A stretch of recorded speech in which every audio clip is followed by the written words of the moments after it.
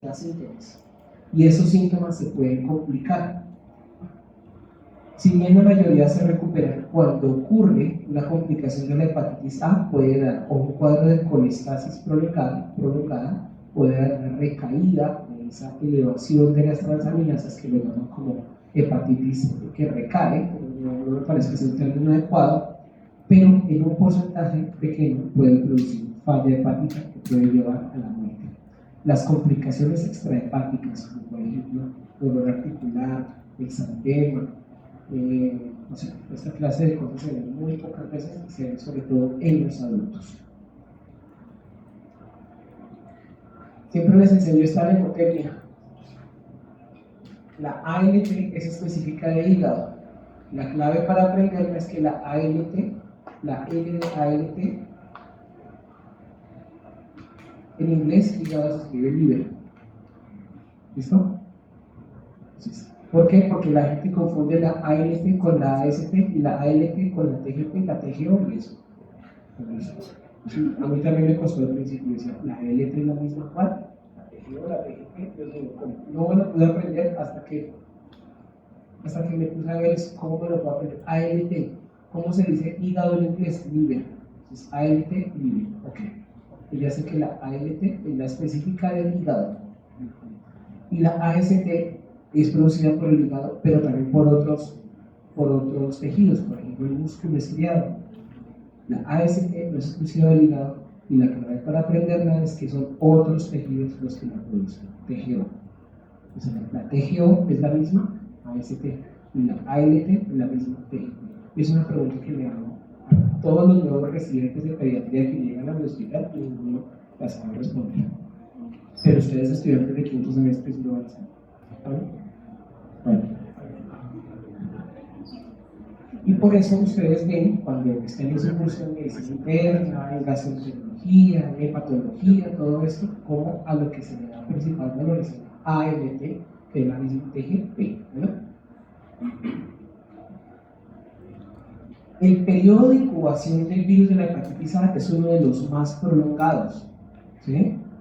El periodo de incubación de la hepatitis A puede ser tan corto como de 5 días o puede ser tan largo como de 45 días. Durante ese periodo de incubación, cuando la persona tiene replicación activa del virus, ¿sí? La persona está excretando el virus y puede infectar a otro, pero eso tiene una implicación también en el aislamiento y en la detección de personas que posiblemente estén infectadas dentro de un hospital. ¿A qué me refiero?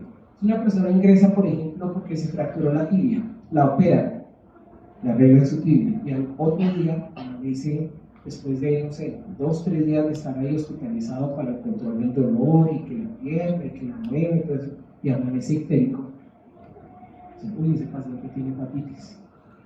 Entonces, el paciente va a decir, te infectaron de hepatitis aquí en el hospital, porque eso siempre busca. Usted les puede decir, estudiantes de quinto semestre, les puede decir, no señor, usted ya la tenía, ya la estaba incubando, porque el periodo de incubación puede ser hasta 45 días. Ahí se ahorraron una hermana de nada. Por eso es importante saber esta clase de cosas. Bueno, la ALT, miren cómo la ALT se empieza a elevar antes de que aparezcan los síntomas. Por supuesto, cuando los síntomas son más evidentes, es cuando ocurre la mayor elevación de la ALT. Y la ALT puede alcanzar valores de 15.000, 20.000 unidades internacionales por mililitro de sangre. Pero no necesariamente los valores más altos de ALT se relacionan con la gravedad de la enfermedad. ¿Sí? De hecho, preocuparía más que un paciente con una hepatitis A tenga ALT hoy en 10.000 y en el control del día siguiente esté en 1.000. ¿Por qué? Porque ya no tiene más hígado para producir ALT. Ese paciente va a traer falla hepática. Bueno, pues no se confíen de que no mejoró la ALT súbitamente el paciente se les va a morir.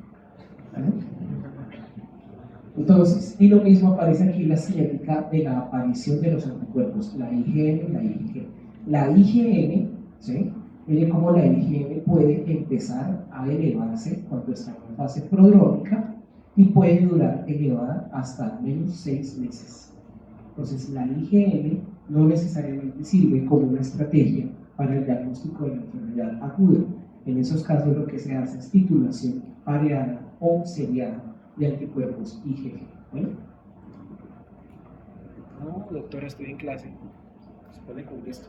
Bueno, la hepatitis A, como les comenté, tiene un periodo de incubación muy prolongado, muy variable. Clínicamente manifiesta diferentes cosas: hiporexia, es decir, poco deseo de comer, náusea, vómito, dolor abdominal, muchas veces limitado hacia el cuadrante superior derecho, hacia el hipocondrio derecho. La hepatitis A no suele producir tanta fiebre, no es de los que causan mucha fiebre, y lo característico de la presencia de ictericia, coluria, acolia o hipocolia. Ictericia, ya saben, color amarillo de las escleras de piel y de las mucosas. Coluria, ¿qué es coluria? Color oscuro de la orina. De hecho, a veces las personas llegan diciendo: es que la orina parece Coca-Cola o parece colombiana, ¿sí? Y sí, efectivamente, de ese color. ¿Qué es acolia o hipocolia? ¿Señora? Ese es de color blanco. Bueno, ese es de color blanco o ese es de un color claro. Bueno, tratamiento no hay, es estrictamente sintomático. Como les dije, el diagnóstico se hace por clínica, que es muy específico, pero es importante la serología. Y la prevención es una política de salud pública con la vacuna de hepatitis A, que es una vacuna inactivada. Bueno, en Colombia se recomienda dos dosis de vacuna, perdón. En otros países se recomienda solamente una. Señor. No nos demoramos 2 minutos de dar un anuncio de representación. 2 minutos, porque esta clase dura mucho y ellos están muy ansiosos por irse a su casa. Buenas tardes. Ahora vamos con la hepatitis B.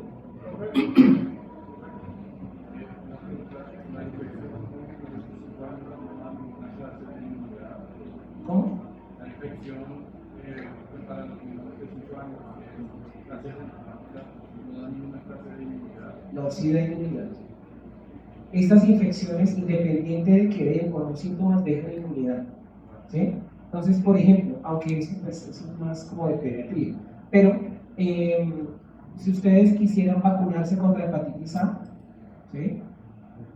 Muchas veces les piden: hágase primero unos títulos de anticuerpos contra hepatitis A. Si tiene títulos de anticuerpos contra hepatitis A, pues no se vacune, no es necesario. Pero resulta que a veces sale más caro hacer o pagar los títulos de anticuerpos que ponerse la vacuna. Entonces la gente termina vacunándose otra vez. Y como es una vacuna inactivada, pues no le va a dar hepatitis A, y ese refuerzo vacunal, después de haber tenido o no sintomática o asintomáticamente la enfermedad, va a servir como un músculo, como un refuerzo. ¿Vale? Bueno, ahora vamos con la hepatitis B. Aquí sí, por favor, muy concentrados. La hepatitis B es una de las hepatitis que sigue causando una alta mortalidad en las personas que se infectan de esto de manera crónica, por 2 razones. Primero, porque es una de las causas, no la número 1, pero sí una de las principales causas de mortalidad por cirrosis y por cáncer hepático de origen no alcohólico o cirrosis hepática no alcohólica. Y segundo, porque el tratamiento para la hepatitis B crónica no es curativo. No es curativo. Es decir, una persona con hepatitis B no se cura de eso.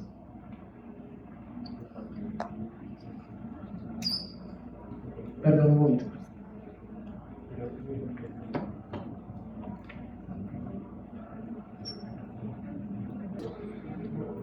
Entonces, la enfermedad tiene una diferente distribución en diferentes partes del mundo, y se habla de una alta endemicidad cuando más del 8% de las poblaciones tienen un antígeno de superficie positivo para hepatitis B. Intermedio cuando el 2 a 7% de la población lo tiene, y bajo cuando es menor del 2%. Colombia se considera un país de una endemicidad intermedia a baja. Lo que pasa es que no todo el país tiene esta endemicidad. La endemicidad en las grandes ciudades se considera baja, pero en las zonas, por ejemplo, en las zonas selváticas, sobre todo en Amazonas, o en las poblaciones indígenas que se encuentran hacia los departamentos, por ejemplo, de Risaralda o del Chocó. En ellos, la endemicidad de la hepatitis B se considera intermedia o incluso alta, pero en la zona amazónica se considera que es de una endemicidad intermedia. El virus de la hepatitis B tiene varias particularidades, por eso preferí darles primero la de VIH para que entendieran primero, después la de hepatitis B. Es un virus de DNA, de cadena, de doble cadena, pero es de cadena incompleta. Se conocía inicialmente como la partícula DAN o DAN, ¿sí? Porque fue un investigador británico el que lo descubrió, aunque eso fue como en los años 60, pero desde los años 40 o 50 se conocía de casos de hepatitis en aborígenes australianos y cuyas pruebas para hepatitis A eran negativas. Entonces es posible que este virus tenga millones de años de evolución y hasta hace relativamente poco haya sido descubierto. Lo que me interesa sobre todo para entender de lo que vamos a hablar es que el virus de la hepatitis B tiene 3 antígenos muy importantes. Uno, el antígeno de superficie, que se abrevia como HBsAg, hepatitis B, superficie, AG, antígeno. ¿Listo? Por favor, todos aquí, todos acá, porque de verdad esto es muy importante. Este también se conoce como el antígeno de superficie. Hay de tamaño grande, mediano y pequeño, de acuerdo a si tienen o no unas prolongaciones de proteínas, pero realmente el que más me interesa sobre todo el N, el grande, ¿vale? La nucleocápside o el core tiene 2 antígenos muy importantes, uno que se llama el antígeno nuclear o el antígeno C y otro que se llama el antígeno soluble o el antígeno E. ¿Listo? Ven aquí en este dibujo cómo se distribuyen las diferentes proteínas. El antígeno de superficie, el antígeno de superficie mediano y el antígeno de superficie grande. Tiene algunas prolongaciones que se llaman pre-S1, pre-S2, no importa, eso no es importante, ¿vale? El antígeno core, ¿listo? Y por dentro hay otro antígeno que se llama el antígeno E. El antígeno o el virus de la hepatitis B no tiene una forma como tal establecida. A veces se encuentra así, como clásicamente lo pintan, de una partícula hexagonal, a veces se ve alargado, a veces se ve filiforme, a veces se ve como una espiral, pero eso no tiene una forma como tal establecida. Tiene muchísimos problemas para poderse replicar porque también sufre un proceso de retrotranscripción. Ya lo vamos a ver. Entonces, esta lámina se ve un poco complicada, pero realmente no es tan complicada. El DNA que tiene toda la secuencia completa es el DNA de sentido negativo. El DNA incompleto es el que tiene el sentido positivo. Estas cadenas codifican para 4 genes. El gen S que da el antígeno de superficie. El gen P que da para la polimerasa. El gen C que codifica para el antígeno core y el antígeno E, y el gen X que da una proteína que se llama el antígeno X. Así se llama. Entonces, ¿qué vemos acá en el interior? En azul claro, la cadena positiva, y en azul oscuro, color negro, la cadena negativa. Aquí lo que quiere decir eso es que a partir de estas 2 secuencias aparece o se transcribe la polimerasa, el gen S, el gen X y el gen C. Eso es lo que quiere decir este dibujo.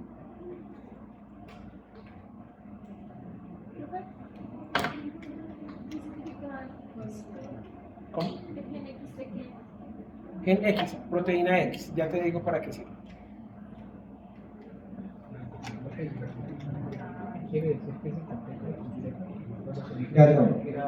¿Qué quiere decir que sea completo e incompleto? Ya lo vamos a ver con el ciclo de replicación. Bueno, entonces, a partir de estos DNA, ¿sí? Estos DNA se tienen que transcribir a RNA. Entonces, estos DNA dan origen al antígeno E, al antígeno C, ¿a partir de cuál? ¿De cuál gen? El antígeno C. El antígeno o el gen S da origen a diferentes antígenos de superficie, largos, medianos, pequeños. ¿De qué depende el tamaño de uno y de otro? De algunas alteraciones que ocurren durante la transcripción, en el cual la transcriptasa se para en alguna secuencia de nucleótidos con un códon de inicio y de terminación diferente. Pero lo que me interesa es que sepan que el más importante es el L. Bueno, y a partir del gen X se sintetiza una proteína que se llama la proteína X. Esto es lo que quiere decir esta célula. Eso es un RNA. Y a partir de estos RNA se van a traducir diferentes proteínas. El antígeno E, que produce una proteína, el antígeno E tiene 159 aminoácidos. La polimerasa tiene 4 dominios. Punto. El antígeno de superficie largo tiene estos dominios. El antígeno de superficie como tal y unas secuencias proteicas PS1 y PS2 que son necesarias para la liberación receptor. Eso es todo. La M solamente tiene la PS2 y la S solamente tiene el antígeno de superficie. Eso es todo. Y estos números que aparecen aquí son la cantidad de nucleótidos que tienen esas proteínas. Eso es todo. No es tan difícil la explicación de esta gráfica. Todos son marcos de lectura abiertos diferentes. Sí. Sí. Aquí sí viene lo complicado. El receptor que utiliza la partícula, el virus de la hepatitis B, puede ser un polisacárido común y corriente que tengan todos los hepatocitos, como también puede ser este receptor, ¿sí? Un receptor para una sustancia que se llama taurocolato, así se llama, taurocolato de sodio, que es una sustancia implicada o que se excreta en la bilis, y también puede ser el receptor del factor de crecimiento epidérmico. Entonces, recuerden, es un DNA, es un DNA incompleto. Entonces, para poder lograr la transcripción, miren lo que ocurre. Una vez el virus es endocitado, ¿sí? Y ocurre la fusión de las membranas, porque es un virus con envoltura. Como es un virus DNA, ¿a dónde tiene que ir? Al núcleo. Y en el núcleo, este DNA, que está incompleto, se completa. ¿Y cómo se completa? Con la DNA polimerasa de las células bebé. La célula eucariota completa esa cadena de DNA que está incompleta y este DNA del virus se vuelve circular, completo, apretado, así se llama, cccDNA. Bueno, no recuerdo exactamente en inglés cómo es que lo dicen, pero este cccDNA quiere decir, es un DNA viral completo, apretado, circular, así aparece. Y aquí aparecen dos cosas. Primero, este DNA completo, circular, apretado, puede integrarse al DNA de las células bebé. Igual que como ocurre con el virus de inmunodeficiencia humana. Lo que no sé, nunca he encontrado es si esto efectivamente es mediado por algún tipo de proteína producida por el virus. En ningún texto lo describe. O sea que este virus puede integrarse también al genoma de las células bebé. El término provirus no aplica tanto ahí. ¿Listo? No, la integración del virus de inmunodeficiencia. Lisogénico. ¿Cómo? Que se integra la ADN. Sí, claro, se puede integrar. ¿Listo? Y lo otro es que a partir de este DNA de cadena doble circular apretado, ¿qué se transcribe? RNA. ¿Listo? Aquí se utilizan las RNA polimerasas de las células bebé. Se producen diferentes proteínas. ¿Listo? Y estos RNA, diferentes RNA que se transcriben en el citoplasma o van al citoplasma y producen diferentes proteínas. Y miren esto, una de esas es la polimerasa. Y esta polimerasa, ¿sí? Esta polimerasa utiliza una de esas cadenas de RNA para volverlo DNA. ¿Tienes que entender? Entonces, cuidado, el DNA que ingresa en la célula no sirve directamente como molde para la síntesis de nuevas cadenas de DNA, sino que este DNA viral se convierte en algún momento en RNA y a partir de este RNA se retrotranscribe al DNA. Entonces, por eso medicamentos como la lamina, tenofovir, tricitabina, los que le mencioné en VIH, se utilizan en estos pacientes. ¿Ven? ¿Me perdiste? Sí, yo también me perdí hace mucho tiempo. Es que digamos, después se producen las proteínas en el plasma a base de la ADN, pero entonces esas proteínas, bueno, ese ADN pasa a ADN, que se libera cuando ya los virus se maduran, ¿sí? Entonces, a partir de este RNA, recuerden la polimerasa o la transcriptasa que tiene este virus, tiene la capacidad de devolver este RNA a DNA. Y esa misma polimerasa, a pesar de que la cadena que sintetiza es una DNA de sentido negativo, estas polimerasas casi que violan lo que dice la biología, y es que se necesita una cadena positiva para sintetizar una negativa, ¿verdad? Eso es lo que siempre nos han dicho. Resulta que esta polimerasa tiene la capacidad de sintetizar a partir de una cadena negativa una cadena positiva. Bueno, y aquí se sintetiza un nuevo virión. Y todas las otras proteínas, que generalmente son los antígenos, antígeno E, antígeno S, antígeno X, se integran en las membranas o del retículo endoplásmico o del aparato de Golgi para que finalmente la partícula salga.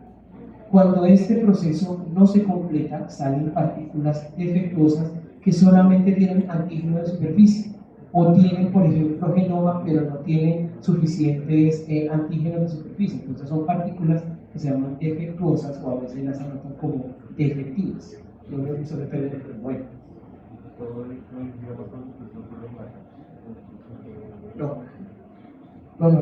No, este proceso, o sea, no, aquí lo que ocurre es la liberación del genoma, aquí la formación de nuevas proteínas, y miren que aquí ya, seguramente aquí ya proteínas de la cápsida ya se empiezan a ensamblar dentro de esta molécula o dentro de esta partícula viral todavía inmadura.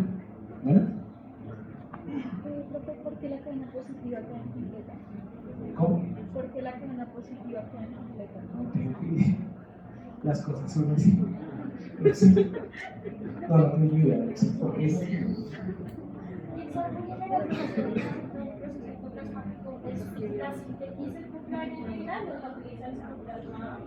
No, es a partir del RNA viral. Claro, porque pasa de RNA viral.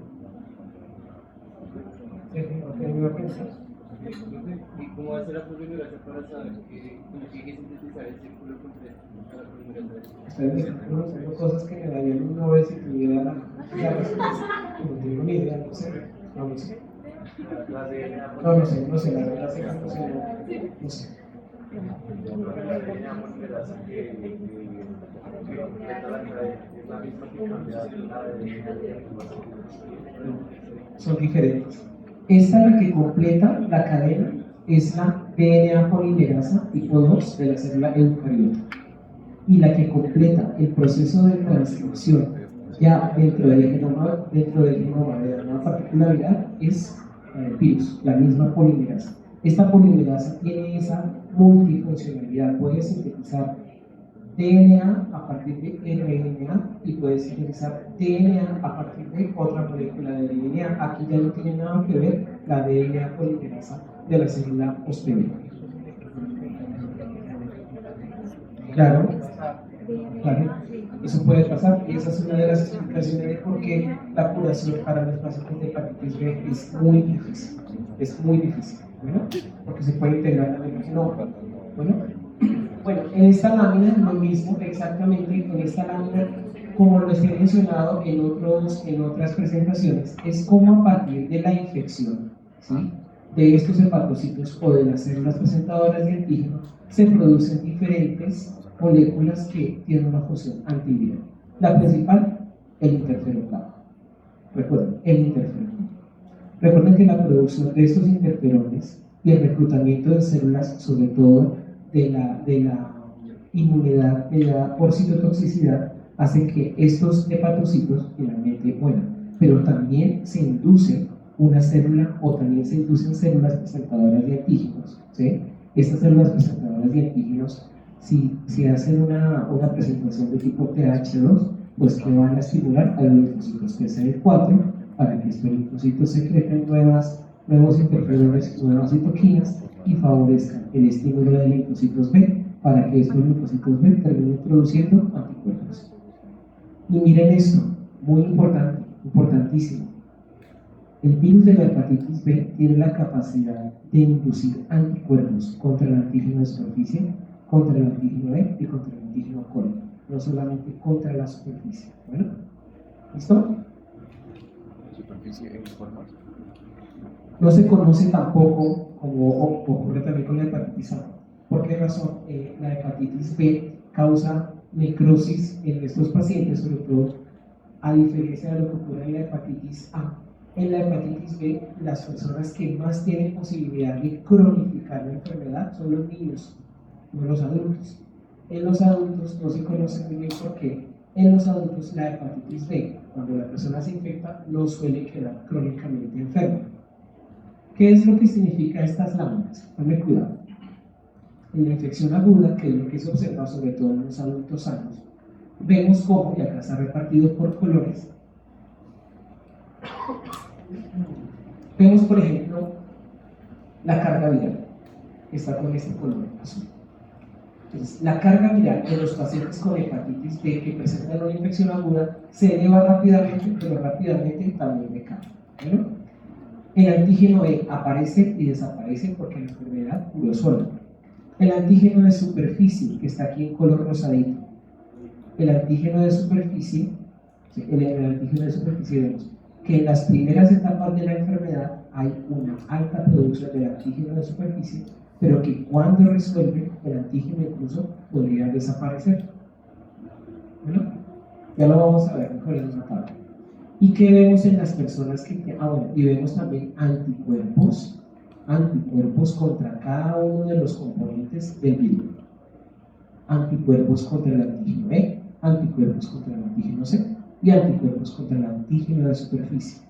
El antígeno de superficie desaparece, pero los anticuerpos se prolongan durante toda la vida. Bueno, en las infecciones crónicas ustedes ven que muchos de los anticuerpos no se producen. Puede haber anticuerpos contra el core y contra el antígeno E, pero no hay anticuerpos contra el antígeno de superficie. Antígeno de superficie, ¿dónde lo ven? No hay. ¿Listo? La carga viral puede durar mucho tiempo positiva. ¿Listo? Ahí va una pista. Antígeno de superficie positivo. ¿Bueno? ¿Qué significa entonces cada uno de estos? Las esto es súper importante. Antígeno de superficie contra anticuerpos contra el antígeno de superficie de hepatitis B. ¿Cuándo aparecen los anticuerpos contra el antígeno de superficie de la hepatitis B? 1. Cuando la infección resolvió, lo que vimos en la lámina anterior. Y 2. ¿Qué otra? Cuando la persona ha sido vacunada. Bueno, en las infecciones crónicas por hepatitis B no se encuentran anticuerpos contra el antígeno de la superficie. ¿Vale? Anoten eso por ahí. Los anticuerpos contra el core aparecen en una infección aguda. Claro, pueden aparecer en una infección aguda, pueden aparecer en una infección que resolvió, sobre todo si resolvió, pues son de tipo IgG. Si son una infección aguda, por lo general son de tipo IgM. Pero también aparecen los anticuerpos contra el core si la infección es crónica. ¿Listo? Pero si una persona tiene anticuerpos contra el core o contra el antígeno E, esa persona en algún momento de su vida se expuso al virus. Bueno, ¿por qué insisto en esto? Porque esto les va a permitir explicar una tablita que no quiero que se la aprendan, más menos, sentido positivo y negativo. No, eso no se lo van a aprender de memoria, hay que echarle cabeza al asunto y es muy sencillo. ¿Cuándo aparece el antígeno de superficie? Solamente el pedacito de la superficie del virus. Aparece cuando una persona presenta una infección aguda, claro, o cuando tiene una infección crónica, claro. Ese es uno de los marcadores para decir que esa persona está crónicamente enferma, que tiene el antígeno de superficie positivo. ¿Listo? ¿Por qué me haces esa pregunta? Ya le voy a explicar. Bueno, el antígeno E, y también cuando aparece el antígeno de superficie. El antígeno de superficie también aparece cuando una persona ha sido vacunada. A los poquitos días se le toman unos antígenos, un antígeno de superficie. Después de haber sido vacunado contra hepatitis B, pues van a encontrar el antígeno que le colocaron. ¿Listo? El antígeno E aparece en las infecciones crónicas. Y cuando el antígeno E está presente, quiere decir que ese paciente está multiplicando o que el virus se está replicando de forma activa. Luego, las personas con infección aguda o aquellas con infección crónica que tienen antígeno E positivo son personas que infectan a otros. Y los anticuerpos contra el antígeno E pues aparecen también en las infecciones crónicas, en las infecciones agudas que se han mejorado, que han resuelto, y eso significa que la persona o se curó o tiene menos capacidad de transmitir el virus de la hepatitis B. Entonces, antes de mostrarle esta tabla, que yo sé que se van a preocupar mucho, y si ven esta todavía más, entonces les quiero mostrar esto, antes de entender esto. Para entender esa tabla es importante que sepamos esto. La vacuna que se utiliza contra la hepatitis B es antígeno de superficie de hepatitis B. Imagínense que toman el virus, ¿sí? Y le quitan los pedacitos de antígeno de superficie. Y eso lo meten en una jeringa y con eso nos vacunan. ¿Listo? Acuérdense de eso. Ahora sí devolvamos. Entonces, esta tabla quiero que se la aprendan para la vida, no para el parcial. Bueno, para el parcial también, pero para la vida. Bueno, porque esto con toda seguridad les va a llegar. Para entender la serología de los pacientes con hepatitis B, hay que entender muy bien esta cinética que les acabo de explicar. Entonces, ¿qué esperan ustedes encontrar en una persona que es susceptible a la hepatitis B? Nada, todo negativo. Nunca se ha expuesto al virus ni ha sido vacunado. ¿Listo?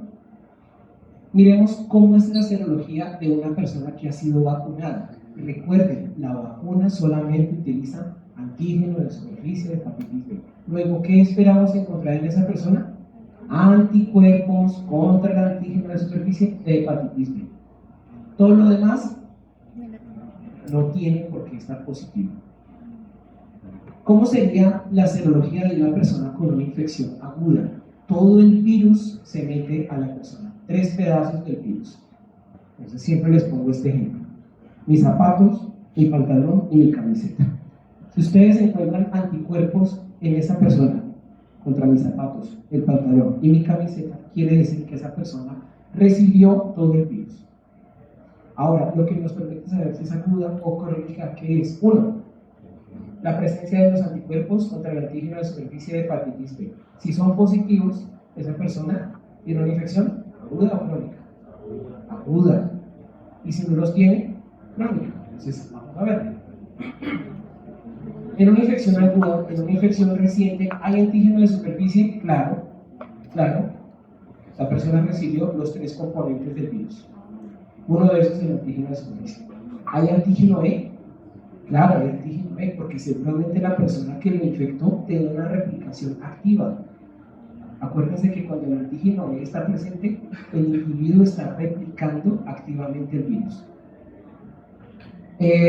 ¿Hay anticuerpos de aparición temprana contra el COVID?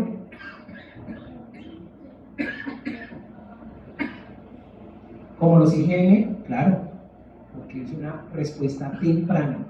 ¿Listo? ¿Hay anticuerpos de aparición tardía contra el core? No. ¿Por qué no? Porque estos anticuerpos de infección crónica generalmente aparecen después de 6 meses de haber ocurrido la infección. ¿Vale? ¿Hay anticuerpos contra el antígeno E en una infección aguda? No, generalmente no, porque esos anticuerpos IgG también tardan meses en aparecer. Bueno, Listo. Ahora miremos una infección crónica. ¿Antígeno de superficie positivo? Sí, claro, ese es uno de los marcadores de que la persona está crónicamente enferma. Pero miremos los anticuerpos contra el antígeno de superficie, negativos. La persona no generó inmunidad contra el virus. Dicen, bueno, ¿cómo distingo esto, una infección crónica, de una persona que ha sido, por ejemplo, recientemente vacunada? Pues miren los otros marcadores. Miren el antígeno E, miren el antígeno core. Entonces, otra vez, en la infección crónica tenemos un antígeno de superficie positivo. ¿Un antígeno E positivo? Sí, puede ser positivo, sí, crónicamente, o sí, después de 6 meses, sigue replicando el virus, ¿verdad? Listo. ¿Tenemos anticuerpos tempranos contra el core? Ya no, ya desaparecieron. ¿Anticuerpos de aparición tardía contra el core? Sí, claro, positivos. ¿Anticuerpos de aparición tardía o IgG contra el antígeno E? Variable, puede que sí, puede que no. Si los tiene, pues quiere decir que esa persona tiene una hepatitis crónica que no está activa. Bueno, y más si el antígeno E está negativo. Y el antígeno de superficie, como ya les dije, pues ¿cómo está? Negativo, porque no generó anticuerpos para protegerse. Entonces, la clave es esa. Yo me vacuno con, ¿qué? Con antígeno de superficie de hepatitis B. Luego solamente debo tener anticuerpos contra el antígeno de superficie de hepatitis B. Si me aparece algún anticuerpo contra el core, contra el E, lo que sea, eso quiere decir que esa persona en algún momento se infectó con el virus. Y solamente la interpretación de si es reciente o si es tardía la aparición de estos anticuerpos nos va a permitir estudiar esto y clasificar a los pacientes. ¿Por qué les digo esto? Porque les va a llegar a su consulta, les va a llegar a urgencias, les puede pasar a ustedes que sufran un accidente exposicional o un accidente laboral por una persona con serología desconocida o con serología positiva para hepatitis B. Yo les conté a los que de pronto están repitiendo, hace 2-3 años me llegó un residente de ortopedia súper angustiado porque resulta que durante la cirugía se cortó el dedo. Obviamente se activó el protocolo de hepatitis B, de hepatitis C, de VIH, bueno, todo eso. Y sí, señor, al estudiar la serología del paciente, nos dimos cuenta que el paciente tenía hepatitis B.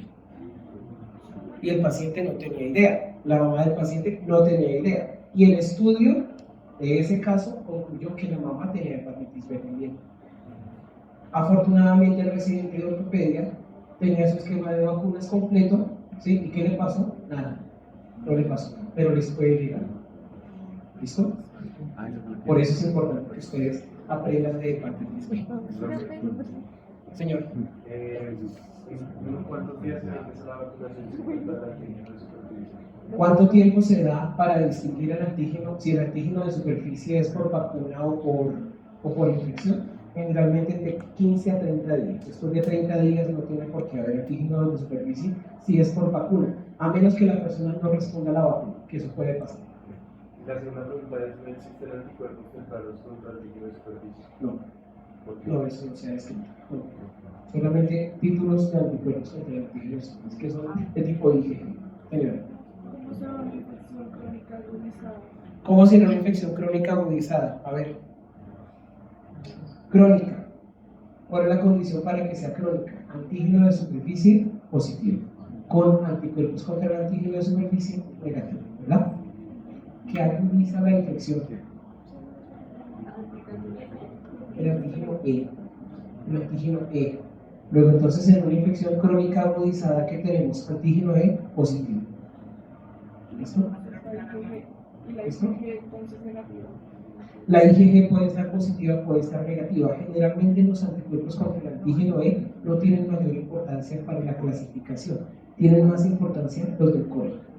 ¿Listo? Para saber si es una infección temprana o es una infección tardía. En esta lámina les estoy mostrando prácticamente lo mismo, ¿sí? Sino que aquí solamente se les adiciona si está presente la carga viral del virus de la hepatitis B y cómo está la ALT. ¿Bueno? Pero me interesa sobre todo es que entiendan esta lámina.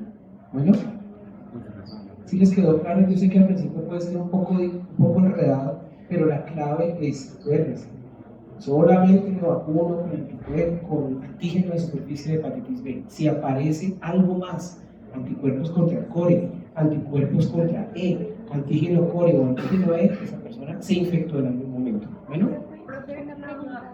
En la infección aguda, al final el antígeno de superficie es positivo. en la infección aguda se considera, al menos en la aguda que se cura, se considera que los títulos de anticuerpos contra el antígeno de superficie son positivos y son protectores. Y el nivel de protección es de 10.000 unidades internacionales por mililitro. Bueno, ¿y tú qué me vas a contar? Los casos especiales a que hacen referencia específicamente. Por ejemplo, puede ser con, por ejemplo, personas trasplantadas, ¿sí? Personas trasplantadas, personas inmunodeficientes, ¿sí? Personas que no responden a la vacunación, ¿sí? Pero esos son casos excepcionales, ¿vale? Eso no es importante ahorita, ¿vale? Entonces, el reservorio de la infección es sobre todo la persona infectada crónica. El infectado crónico es aquel que tiene el antígeno de superficie o el antígeno E o DNA detectable por más de 6 meses con o sin presencia de anticuerpos IgM contra el cuerpo, ¿vale? La clave sobre todo es antígeno de superficie positivo por más de 6 meses. Eso es sobre todo. Periodo de incubación desde muy corto a muy largo, como 180 días.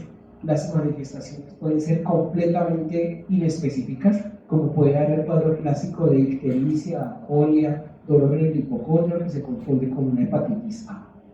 No se conoce muy bien, se cree que por tolerancia o por inmunotolerancia de los antígenos que tiene el virus, los neonatos y los hijos de madre con hepatitis B tienen un 90% de probabilidad de infectarse con hepatitis B al momento de nacer si no se toman las medidas de prevención. Estos niños, al cabo de unos años, puede ser 20, 25 años, pueden sufrir cáncer de hígado. En los adultos ocurre lo contrario.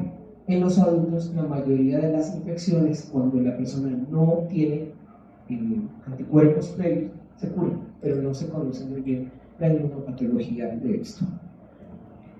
¿Cuáles son las fuentes de transmisión de la hepatitis B? Se considera también una enfermedad de transmisión sexual. Una persona puede infectar a otra a través de relaciones sexuales.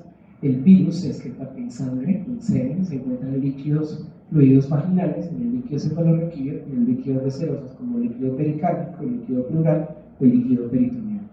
Se detecta, pero no se ha demostrado que lo transmita. La leche materna, la saliva, lágrimas, orina, heces, vómitos, sudor y excreta. Entonces, un hijo de madre con hepatitis B que no tenga VIH, por supuesto, le puede dar de lactar a su bebé. Pero ¿cuál es el problema? Que la lactancia materna, los bebés suelen fisurar el pezón de la mamá. Pues cuando lo fisuran, eso produce un sangrado, mucho dolor, y si el virus está ahí metido, pues la mamá termina finalmente no dando leche materna. Los volúmenes de sangre que se requieren para infectarse de hepatitis B son de microlitros de sangre. Pues por eso es tan importante o tan peligroso este virus. Microlitros de sangre pueden facilitar la infección. Mecanismos otros: contacto sexual, agujas. Agujas puede ser por compartir, personas que utilizan drogas alucinógenas por vía endovenosa. También se ha descrito brotes de hepatitis B en sitios donde se hacen tatuajes o piercings porque no se tienen las medidas de precaución adecuadas. Y la otra es la transmisión vertical o perinatal y la transmisión horizontal, que se refiere a que las personas que conviven con alguien con hepatitis B en algún momento pueden infectarse sin que necesariamente tengan relaciones sexuales o este tipo de contactos.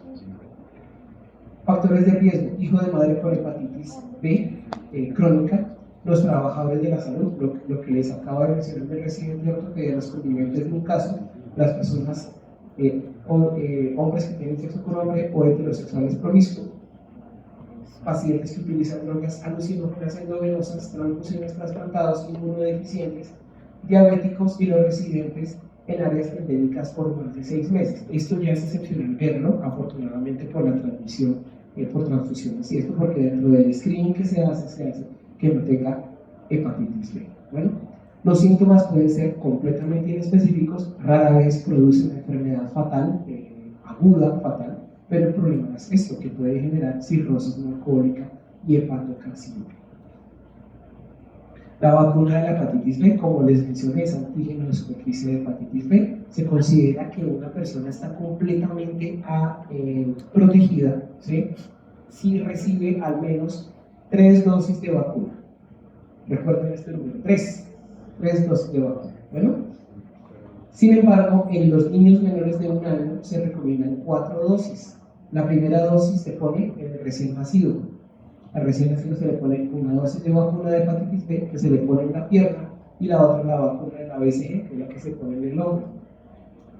A los 2, a los 4 y a los 6 meses de vida, aunque algunos esquemas recomiendan solamente neonato 2 y 4, se les coloca la vacuna de hepatitis B combinada con la pentavalente o con la hexavalente. Hay diferentes esquemas, ¿sí?, ya en niños mayores de 1 año y adultos, de 3 dosis que puede ser 016, 014, 014. ¿Qué quiere decir? Día 0 me vacuno hoy, 23 de noviembre. 1, 23 de diciembre. 6 meses, 23 de julio. ¿Me hago entender? Eso se refiere. ¿No? Bueno. Y las AS. Personal que salió después. No vacunado o con esquema incompleto. Y la fuente tiene un antígeno de superficie positivo o no sabe. El caso del residente de ortopedia.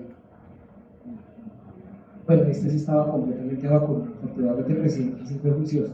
Pero si el pobre estudiante de medicina, pobre interno, pobre residente o pobre cirujano no está completamente vacunado o tiene su esquema incompleto, es decir, tiene menos de 3 dosis, ¿sí?, ¿qué se recomienda? Que se ponga una inmunoglobulina específica contra hepatitis B y la vida le está diciendo, hermano, vacúnese, termínese de vacunar. Bueno, es como un llamado de atención para que por favor se vacunen. Y estas personas, en general todas, debemos siempre hacernos una titulación de anticuerpos contra el antígeno de superficie para ver que tengamos un valor por encima de 10, que son los valores protectores. ¿Bueno? Pero si la fuente es negativa, si están de buenas que la fuente es negativa y la persona no tenía vacunas o el esquema estaba incompleto, pues complete su esquema de vacunas. No vaya a ser que en la próxima sí dé con alguien que tenga el virus. ¿Okay? Si el residente de ortopedia tiene sus títulos completos y el paciente tiene una serología, dice, mire, yo sí tengo mi serología, estoy protegido, sufrí un accidente, pero no me pasa nada, ¿qué se me hace eso? Nada. En los casos 2, los 2 son negativos. Bueno, hay unas personas que a pesar de 2 o 3 ciclos de vacunación contra el virus de la hepatitis B no elevan anticuerpos. Esos se llaman los no respondedores. Si una persona es personal de salud, no responde a la vacuna y se expone a alguien con hepatitis B crónica conocida o que no conoce que tiene hepatitis B, hay que colocarle inmunoglobulina 2 dosis con un intervalo al mes, con el riesgo de que sea infectado. Si el caso es una fuente negativa, pues no hay que hacerle nada. Bueno, ¿qué se hace? Anticuerpos contra el antígeno de superficie desconocidos después de terminar un esquema o de terminar un esquema completo. Entonces, esto es muy importante. Cuando ustedes vayan a ingresar a clínica, les van a pedir dentro de todo, ¿sí?, aparte del fomento, del otoscopio, todo el bata, entonces también les piden títulos de anticuerpos contra el antígeno de superficie. Y esos títulos tienen que estar por encima de 10. Si están por debajo de 10, a ustedes les van a decir, revacúnese en un esquema acelerado, ¿sí?, y vuelve a titular. Si definitivamente después de 2 ciclos de vacunación no mejoran, tranquilos, no es que no puedan ir al hospital, pero ustedes tienen que advertir que ante una posible exposición ustedes no respondemos. Y en estos casos, cuando la persona, entonces aquí está indicado eso. Pero cuando estas personas completan su esquema o no se acuerdan qué fue lo que pasó, en algunas oportunidades toca administrar inmunoglobulina. Y si definitivamente no se acuerdan cuántas dosis tenían, hay que revisar el esquema. Pero esto afortunadamente es poco frecuente porque a nosotros como personal de salud nos exigen tener al menos las 3 vacunas. ¿Listo? El tratamiento Se utilizan básicamente dos tipos de medicamentos. Uno, los interferones, que son medicamentos que se aplican de forma subcutánea por muchas semanas, 24 o 48 semanas creo que es. Yo nunca he tenido un caso de hepatitis B, afortunadamente, no he visto niños con esto, afortunadamente. Y también se utilizan los inhibidores de la polimerasa, de la transcriptasa, por ejemplo, tenofovir, tecadir, que son uno específico para hepatitis B, y la amilodina. La herbicida también se utiliza. El problema de esto es que la mayoría de las personas que se cronifican no se curan. No se curan. ¿Por qué? Porque parte de lo que les mostré, el genoma también tiene la capacidad de integrarse al genoma de la célula hospedera. Pero lo que se busca es, sobre todo, con estos tratamientos, es inhibir la replicación del virus hasta que sea el antígeno de superficie y el antígeno B indetectables. Es muy difícil lograr que estos pacientes tengan anticuerpos contra el antígeno de superficie que sean protectores. Es muy difícil. Miércoles. Hepatitis C. Dios santo. Bueno. De la hepatitis C, recuerden cuando hablamos al principio de toda esta historia, larga historia, que ya vamos a cumplir, es que la hepatitis C es un flavivirus, así como el dengue, ¿se acuerdan? Es un flavivirus, por tanto es un RNA de sentido positivo sencillo, pero que pertenece a un género diferente. ¿Listo? Recuerden que los flaviviridae pertenecen al género de los flavivirus y estos pertenecen a los hepacivirus. Por supuesto, o bueno, aunque sea un flavivirus, no es un virus transmitido por artrópodos. No es que un mosquito picó a un paciente con hepatitis C, el mosquito viajó, picó a otro y lo infectó. No, eso no ocurre. Bueno, como todos los flavivirus tienen un solo marco abierto de lectura que produce una proteína muy grande que después se segmenta y produce las proteínas estructurales y no estructurales, ¿vale? Se han descrito 7 genotipos, incluso hay publicaciones que mencionan 8 genotipos, y dentro de estos genotipos hay múltiples subtipos con diferencias en su RNA de más o menos el 30-35% de la secuencia de nucleótidos, lo cual hace que el virus de la hepatitis C tenga un comportamiento de cuasi específico. ¿Listo? Acá tenemos igual, recuerdan, de los flavivirus, cómo se repartían las diferentes proteínas estructurales y no estructurales. De las más importantes de la no estructural está esta, la NS5, la polimerasa. ¿Recuerdan del dengue también lo mismo? Okay. Aquí en esta lámina les muestro exactamente igual cómo es el extremo 3' entre los genes que codifican para las proteínas estructurales y hasta 3' las no estructurales. La más importante es esta, la NS5, que es la RNA polimerasa RNA dependiente. Bueno, el ciclo de replicación muy parecido, recuerden, RNA positivo que se vuelve negativo, del negativo sale una cadena positiva para el ensamblaje de nuevos viriones, y los RNA positivos sirven para la síntesis de proteínas, incluida la poliproteína, que después la polimerasa, que después va a hacer que esas cadenas de sentido positivo puedan sintetizar nuevas cadenas de RNA para sintetizar nuevos virus. La prevalencia es desconocida, no se conoce. Estos datos pueden que sean incluso inexactos. Se sabe sí que en América circula el virus, que en Colombia circula el virus y que causa muchas enfermedades, particularmente, y esta sí es la primera causa de hepatocarcinoma y de cirrosis. Recuerden, les había mencionado la B como segunda causa. La primera causa es esta, la hepatitis C. Y hay diferentes genotipos. De los diferentes genotipos, el que más circula en Colombia y en Sudamérica es el genotipo tipo 1. Es el genotipo 1, perdón, genotipo 1. ¿Vale? Pero hay otras partes del mundo donde circulan otros genotipos. ¿Vale? En América el que más circula es el genotipo 1. Hay otros que circulan y que pueden tener alguna indicación en el tratamiento, aunque los medicamentos que se utilizan actualmente para el tratamiento de la hepatitis C consideran o cubren todos estos genotipos, por lo cual son medicamentos que tratan cepas que se llaman pangenómicas. Bueno, ¿cuáles son los factores de riesgo? En general, la hepatitis C es una enfermedad que se transmite por vía parenteral, por transfusiones, por agujas, muy parecido a lo que ocurre con la hepatitis B. Pero los casos que más se han reportado es sobre todo por transfusiones con sangre contaminada en pacientes antes de 1992, porque el virus se descubrió en 1988, pacientes que eran hemodializados, pacientes que se hacían o se hacen tatuajes o piercings en lugares donde no se tienen las medidas adecuadas de precaución, el uso de drogas parenterales, y actualmente se está considerando cada vez más al virus de la hepatitis C como una posible enfermedad de transmisión sexual. Bueno, también se puede transmitir por vía sexual. A diferencia de la hepatitis C aguda, ¿recuerdan? En la hepatitis B, la mayoría de los adultos no se cronifican, se curan. La hepatitis C sí se cronifica.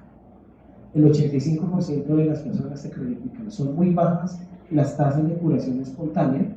Tiene un periodo de incubación muy largo, lo cual hace difícil su diagnóstico. La ictericia solamente se presenta en el 20% de los pacientes, pero sí es uno de los que se ha descrito con más manifestaciones extrahepáticas. Una persona que llegue, por ejemplo, con una tiroiditis, con lupus, con artritis reumatoidea, de nuevo, todo esto se le tiene que pedir, así como le piden todos esos anticuerpos que piden reumatología, que para la artritis y toda esa cosa, hay que pedir también anticuerpos contra la hepatitis C, porque esta puede ser una primera manifestación de la enfermedad. El diagnóstico se hace básicamente por la detección de los anticuerpos. Esta está en la siguiente diapositiva, creo.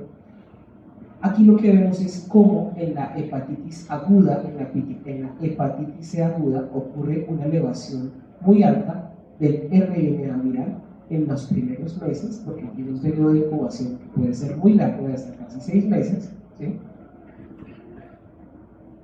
Pero desde que aparece la infección, cuando ocurre la infección, empiezan a aparecer los anticuerpos contra la hepatitis C. Los síntomas son variables y la elevación de las transaminasas ocurre también más o menos 2 o 3 meses después de ocurrir la infección.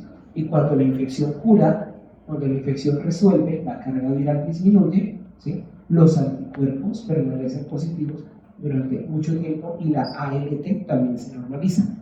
Y en esta gráfica lo que les quiero mostrar es cómo cómo en los periodos de infección crónica hay elevaciones transitorias de la ALT, hay excreción muchas veces asintomática del virus, lo que hace que la RT polimerasa o que las detecciones o las pruebas de biología molecular no siempre den positiva. Lo que siempre va a dar positivo es la presencia de los anticuerpos, es decir, porque hay antígenos del virus siempre presentes. El problema con la hepatitis C crónica es que después de 15-20 años la persona termina en un cáncer o en una cirrosis. Esta es la historia natural de la enfermedad. Como les mencioné, la mayoría de las personas se cronifican en una hepatitis crónica activa y estos terminan falleciendo al cabo de 15 o 20 años por una cirrosis o un cáncer hepático. Algunas de estas dan manifestaciones extrahepáticas, rara vez da una hepatitis fulminante y solamente en un porcentaje muy pequeño de la enfermedad se autolimita. Aquí es igual, aquí es exactamente igual. Pero esto lo distingue de la hepatitis B, a diferencia de la hepatitis B, la hepatitis C sí tiene cura. El 99% de los infectados que se cronifican se curan. Estos medicamentos, si quieren tomarles fotos, yo no les voy a preguntar eso, pero estos medicamentos, antes se recomendaba la genotipificación. ¿Cuál es el genotipo que tiene ese paciente? Antes se utilizaban los interferones hasta hace más o menos unos 11, 12 años, pero la respuesta era muy mala. Las personas no se curaban y al contrario, los medicamentos empeoraban a veces el pronóstico del paciente. Actualmente se utilizan estas combinaciones que son medicamentos que eliminen las diferentes polimerasas o enzimas que tiene el virus, evitando la replicación del mismo. Todos son pangenómicos, miren esto, todos son pangenómicos. Este virus se puede dar para genotipo tipo 1, 2, 3, 4, 5, 6, 7, cualquiera. Por eso la genotipificación actualmente no se hace de rutina. Si se diagnostica una persona con hepatitis C, no se le pide la genotipificación ya, sino que se le inicia el tratamiento, y el tratamiento es de casi un año. Bueno, me va a tocar apurarme ya, ¿cierto? Sí. La hepatitis delta, y si quieren vamos a dejar ahí. Bueno, la hepatitis delta se considera un virioide. ¿Qué quiere decir un virioide? Un virioide es una estructura que no tiene, es una estructura microscópica que no tiene una estructura completamente definida, ¿sí? Este virioide, este virus de la hepatitis delta o virus de la hepatitis D tiene un RNA circular que tiene un sentido negativo, del cual existen 8 genotipos, pero su genoma es tan pequeño que solamente codifica para un antígeno que se llama el antígeno de hepatitis D, nada más. De acuerdo a si hay uno o dos nucleótidos o más, hay grandes o pequeños, nada más. Es muy importante ver que el virus de la hepatitis D tiene dentro de sus determinantes antigénicos o dentro de su superficie tiene antígeno de superficie de hepatitis B. Es un virus que depende de la hepatitis B. El virus delta no vive solo, vive con el virus de la hepatitis D. Y por supuesto, la coinfección de la hepatitis B con la hepatitis D o delta empeora el pronóstico del paciente. Hay diferentes genotipos y el genotipo que más circula de hepatitis delta en América, incluido Colombia, es el genotipo 3. Y miren cómo en las zonas amazónicas, incluyendo el Amazonas colombiano, se encuentra cómo hay una alta prevalencia de anticuerpos contra la hepatitis D, así como la hay contra la hepatitis B, lo que les mencioné antes. ¿Bueno? El ciclo de replicación es un poquito complejo también en el sentido en que utiliza los mismos receptores que tiene el virus de la hepatitis B. Dentro de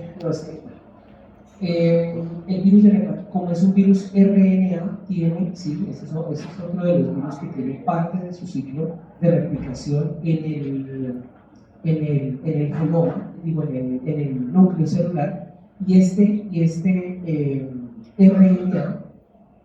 RNA sirve también como un molde para producir diferentes proteínas de ensamblaje, pero estas proteínas muchas veces tienen que devolverse hacia el núcleo para poder reensamblar el núcleo. Eso dejémoslo ahí, porque creo que ya estamos todos muy cansados.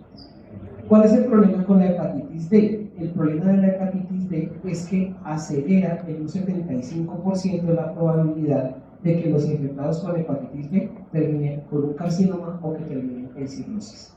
Entonces, aquellas personas que tienen hepatitis delta, el pronóstico empeora muchísimo cuando tienen hepatitis B o D. Bueno, esto es un diagrama de flujo en el cual se mira cómo se hace el diagnóstico. Básicamente lo que se busca es el antígeno D, buscar el antígeno D. Y si se encuentra, se hace una genotipificación, saber cuál de los genotipos de ese virus está presente, y para eso se inicia algún tipo de tratamiento asociado al de la hepatitis B. ¿Bueno? Pero igual, el pronóstico y la tasa de curación de estos pacientes es muy baja. Bueno, quedan 4 minutos. Ahora les voy a hablar solamente esto y ya. Es una clase muy larga, lo siento.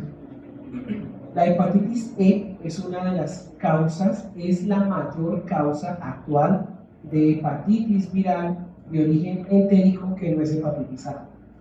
Pero no se conoce, y hay muy pocos estudios, incluso en Colombia, sobre la verdadera prevalencia de los anticuerpos o de la infección por el virus de la hepatitis E en nuestro país. Puede dar infecciones leves o graves. La gran mayoría de las personas no tienen síntomas o dan infecciones leves que simulan una hepatitis A. ¿Bueno? Las personas que más se afectan o que más se han afectado, esto no les voy a explicar. Las personas que más se han afectado son sobre todo las embarazadas. ¿Bueno? No se conoce muy bien por qué razón la hepatitis E. Hay algunos estudios, sobre todo realizados en China y algunos otros realizados en México, muestran cómo las mujeres embarazadas que se infectan con hepatitis E presentan más casos de mortalidad. Y se cree, eso es una especulación, que el virus de la hepatitis E podría estar relacionado con la aparición de una enfermedad muy grave en las mujeres embarazadas que se llama la preeclampsia. Es una teoría, eso no se ha comprobado, no hay muchos estudios que comprueben eso. Lo que pasa es que muchas de las manifestaciones de la preeclampsia tienen que ver con falla hepática. Por eso se cree que puede haber algún tipo de relación, pero eso parece más un chisme como de la revista Cronos, porque eso no se ha publicado como tal. ¿Bueno? ¿Listo? Bueno, esas son las manifestaciones de la hepatitis E y ahora sí, gracias.